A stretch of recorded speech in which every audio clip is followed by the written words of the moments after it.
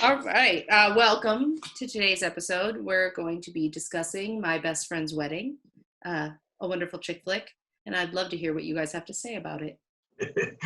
Okay, only because, I'm ADD, I can't even stand it anymore. So I'll tell you what's funny was the second the movie started, I felt like I was entering into Barbie's Playhouse. Like, Steve, have you ever seen more pink in your entire life? And then No. girls they weren't even singing, they were cackling and all around the bride. And I just thought, oh my God, this is. I knew I was in trouble. Yeah, I thought of you, Steve, because I thought, okay, if I'm thinking I'm entering Barbie's Playhouse, you're probably sitting on a butt plug by now. Okay, Jeff, tell you the funniest part though. So when they're sitting and having dinner, and she's saying that she got a phone call from Michael, and they haven't talked in several months, but they're, BFFs, and that they made a deal like 10 years ago that if they both turned 28 and they didn't have, they weren't married, that they were going to marry each other. Okay. So when I got divorced from my ex, who, I still love her, whatever, and I'm, because I came out of the closet, I said, look, honey, when my dick falls off and your vagina dries up, maybe we'll get back together. So I kind of thought that it was cute that, we all have these little deals going in life, and my dick has not fallen off yet, and her vagina dried up yet. So I will say at the end of the day, I was glad she didn't get the man. I was glad, true love prevailed. I would have been the happiest if Dermot Mulroney, I always get him mistaken with Dylan McDermott. Yeah. Blend at this point or whatever. But if he would have ended up with Rupert Everett, now that would have been the best movie ever. And I bet they could sell their sperm because they're both really, really handsome. But anyways, I liked it. It had enough to keep me going. All right, Steve. I have been waiting with bated breath to hear your opinion. Me too. I don't even know where to start. So first off, I'm going to say very nicely, fuck this movie. Fuck this fucking movie, okay?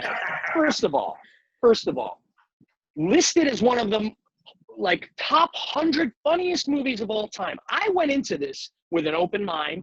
It's a team. Rupert Everett's the best part of the movie, okay? I'll get to him in a second. Fuck this fucking movie, okay? This movie, okay, listen to me. This movie is a dead pet and an altered soundtrack away from Fatal fucking Attraction. This woman is a sociopath. Yeah. She's ruining these people's lives, and she knows she's doing it. How is this a romantic comedy? I noticed that. I didn't see that the first time I watched it years ago, and then watching it this time, I'm like, she is a terrible person. She's terrible. These are good people. These are good people. They're good people. Cameron Diaz is a good person. The in-laws. Dermot Mulroney. What's his name? One of those guys. Yeah.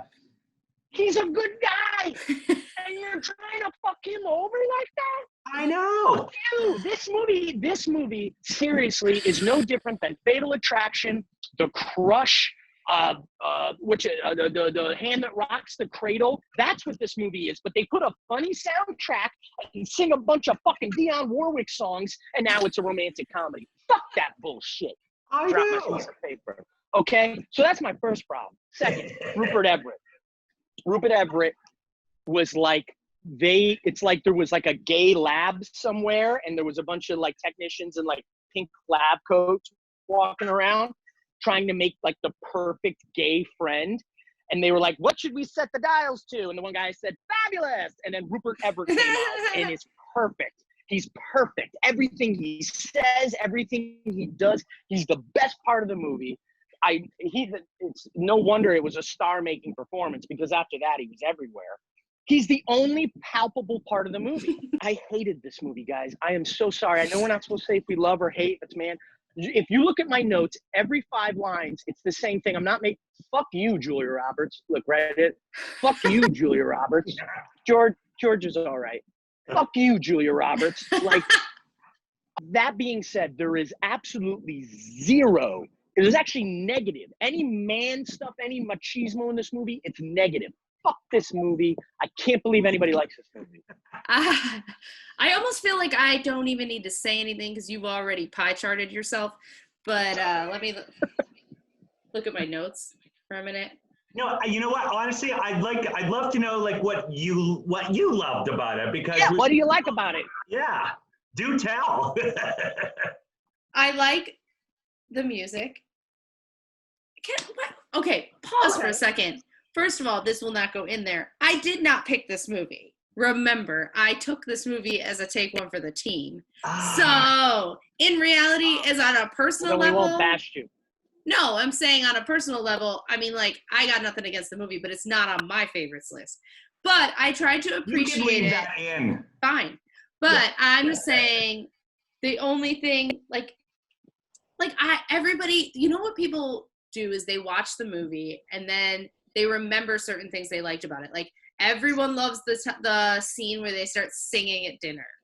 Like, that's like the only thing I remember. And people, like, there's things like that make people think that they love this movie, and then they go back, probably like us, and watch it, and you're like, she's a terrible person. And this movie like was not female like lifting up females. There's no female empowerment. No, it wasn't showing like women banding together and taking care of each other. It was like girls just beating up on each other, which is the one thing I really try not to do.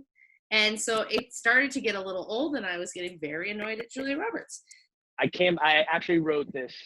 I wrote, "Oh, Jesus in heaven, it is the apocalypse." I'm reading verbatim what I wrote. "I'm in quarantine with murder hornets and death and pandemics, renting my best friend's wedding and getting goosebumps during the Dionne Warwick sing-a-fuck along." Yep. When they sang, I did initially, from the moment I wake up, I was like, and then for a second I realized what was happening. I was like, fuck this shit. Yes. I got so excited I lost my thing. Pie chart. Okay. So after discussing this movie, we have decided that a new category is bringing into the pie chart. We're calling it shit flick because every now and then you find a shitty one. And I'm sorry for those who are not going to agree, but you leave us a comment about what you love about it. And that's all I got. And listen, I'm not bashing the movie. I think all the actors are great. I think everything's great. But how this is a romantic comedy, how it's not portrayed as a sociopathic, selfish witch of a woman, I don't understand. So I think a shit flick should be anything none of us want to claim. Exactly. None of us want to claim this. Yeah. So now we realize, because everyone says it's the best. So I'd love to hear from other people what exactly we missed on this one or whatever. Change my mind. Yeah. Change my mind. Like, tell us, people. Tell us. Because I think that this one, for me, even there's not even the romance story doesn't even end up with the main character. So to me, that's a chick flick. Is like the love story part of it. That doesn't happen. So I feel like, am I obligated to take 10% because people? I'm going to take 20 to tell you the truth. 10 for Rupert Everett and 10 for Dylan McDermott Mulroney from The Practice. Okay. That's it. So 20. I'll give it 20. Okay, so 70% goes to our new category. You may see pop up once in a while. Well, sorry, guys. Maybe next week we can do better. I picked Sex in the City, so I know.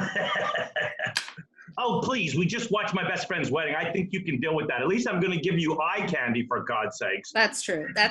Okay. It has a lot of eye candy. We'll get to that. So I hope you guys enjoyed this episode. Check us out. Subscribe to the channel. The Guy, the Girl, and the Gay. And you can also find us on social media at The Guy, Girl, Gay on Instagram and Twitter. And look us up, like us, share us. Like us, share us so we can keep going. And comment. Tell us what you think. Give us some suggestions. We would love them. Yeah. Okay, bye, everybody. We'll see you at Sex in the City.